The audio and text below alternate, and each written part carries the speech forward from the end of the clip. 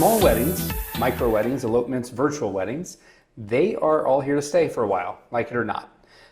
Which could mean that someone that was once physically invited to your wedding no longer is. Do they still have to give a gift? That could mean someone attends your micro wedding this year and your big wedding next year. Do they give a gift twice? Let's talk about it. Ooh, gift giving. Gift I love giving. talking about gifts. Yeah, That's your thing. That is my thing. I love giving gifts. I'm one of those people who would much rather give a gift than get a gift. Yeah. Yeah, because then I'm like, when I get a gift, I'm like, I don't know what to do with my hands. Like, it's just You're so awkward. I'm so awkward. I am, but I would a million times over rather give gifts. Yeah. Yeah. But you're weird when other people are awkward when you give gifts. Well, they shouldn't be. But you're awkward when people give you a gift. Yes, I know. So I would say give them a gift twice plus all the bridal showers. Done. Done. That's easy question. Podcast over. See you guys.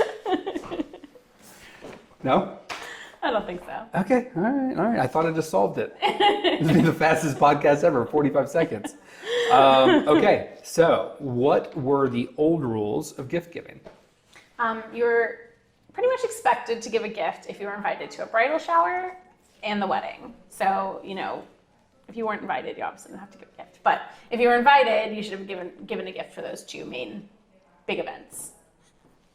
So as a strategy, should you just invite everyone since no one can only have 25 people? No. As a gift strategy? Yeah. Pretty good gift strategy. Right? Just just send it out to anyone. And then uninvite all of those people. Yes. COVID. It's COVID, guys. Sorry, but my registry is here. Excellent. Cool. What if you were invited but didn't go? Yeah, you were still supposed to give a gift. Absolutely. Yeah. Yeah. Yeah. Especially you if don't you're have to invited. give it necessarily as big a gift, but you should still give a gift. You definitely should. If you were invited. Yeah, there's no question there. Yeah. So nowadays, if you were invited initially but now no longer invited, now enter COVID. What a weird world we're It living is. in. It is. There's no Emily Post rules that relate to a COVID wedding, so it's all new to all of us. So I think it really depends. If you're super close with that person, like it's like a friend or a family member, like I think you should definitely still give a gift. If it's a work friend, maybe less inclined to have to give a gift, but I do still think it's nice if your budget can allow it. Yeah. Especially since you were going to give a gift before anyways.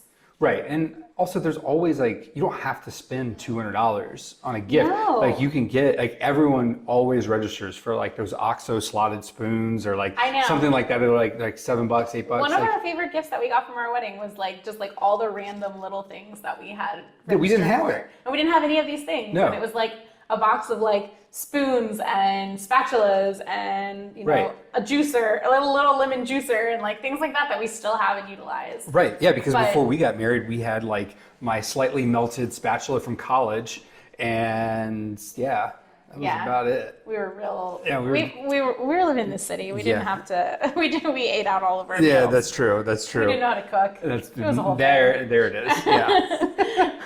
But I think that you don't have to give a big gift. You can give something small, and I think that's good advice for people is to make sure that your registry has all those different price points. Yeah. Because you can give a gift that's $10, $15 if you're not going and you've now been uninvited. It's just something small to let people know that, hey, this is kind of a crappy situation. I know that. Here's a little something to brighten your day. Yeah. Now, one thing I will say though, for all the gift givers out there, when you've set a budget for what you're going to gift, try to buy something close to that and don't go and buy 1,000 of the little things. I've seen that happen before where people will go and they spend several $100s, but then they buy all the slotted spoons and the spatulas. Oh, I don't know. You like that? I kind of like it. But then you don't leave something for somebody else to get. That's true, but you can always register for more.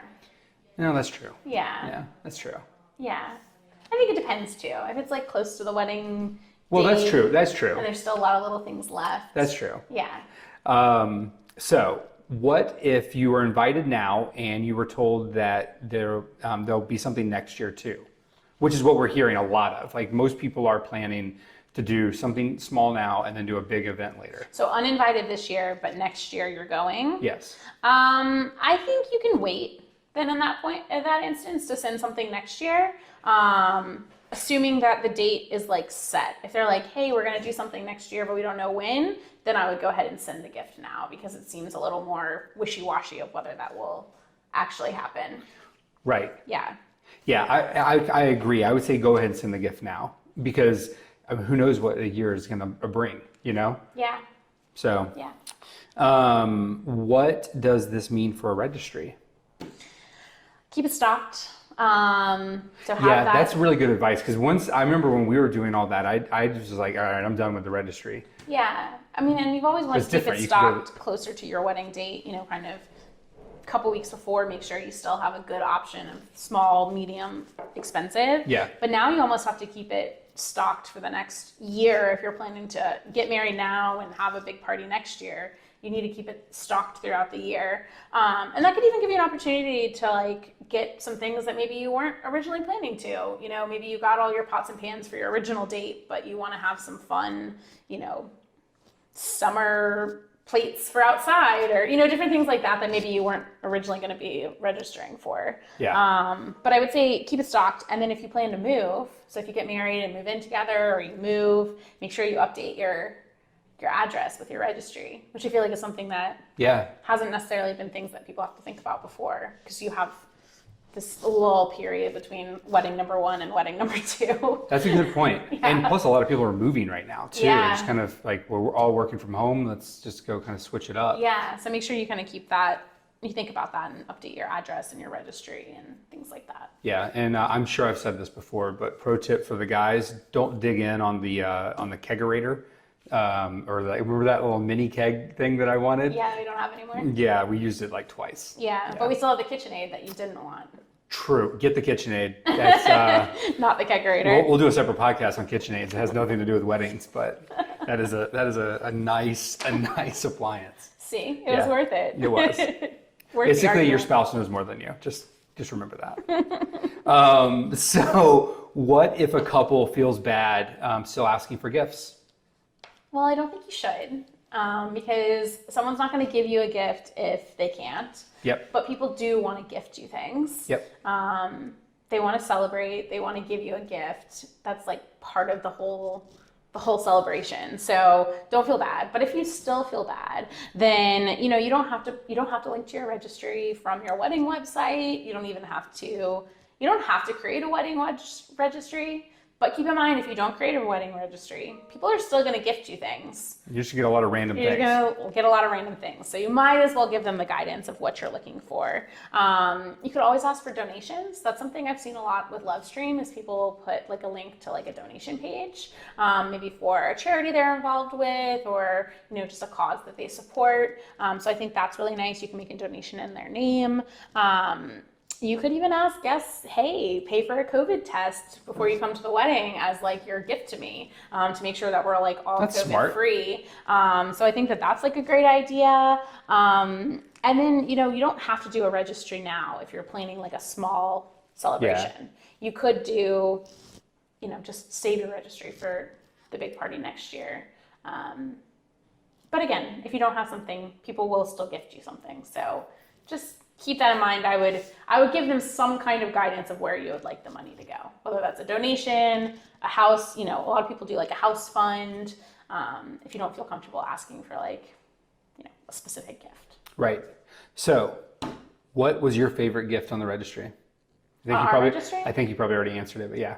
Actually, our china was my favorite. China? Gift. Yeah. I was debating if you were going to say China or the KitchenAid. Yeah, because I never would have bought that for myself. I eventually would have bought myself the KitchenAid. That's true. It would have taken a lot longer, but I eventually would have bought it for myself. That's Whereas true. the china, yeah, you're not going to. I never would have bought that for myself, and I hardly ever use it, but I do love having it. We use it a couple times a year. Yeah, and which is hardly. We have it on display. That's true.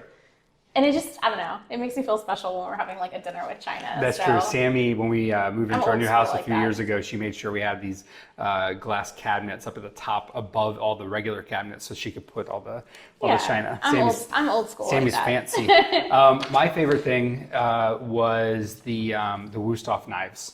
I love those things. Yeah. And I still use those like almost every day. You do? I love those things. I do not. Yeah. I've never used them. Yeah, definitely invest in those. They're great. And they stay sharp, and you can actually get them sharpened at stores like Sur La Table.